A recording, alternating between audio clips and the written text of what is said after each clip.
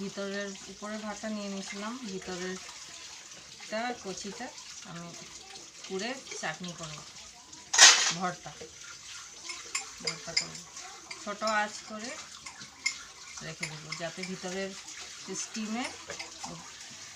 স্টিমগুলো হয়ে যায় আর ভিতরের খাবারগুলো হয়ে যায়। চারিদিকে একটু একটু করে ভালো করে গ্যাসটা ছোট করে গ্যাসের স্টিম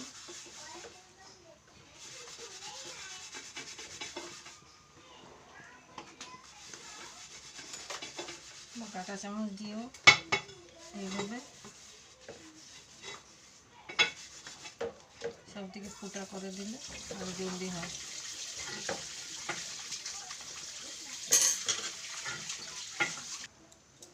তো ভালো করে উলট পালট করে, বেশি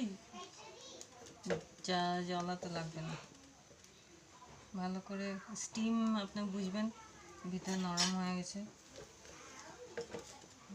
কাঁটা চামচ দিয়ে দেখলে বুঝবেন যে ভিতরে স্টিম হয়ে নরম হয়ে গেছে।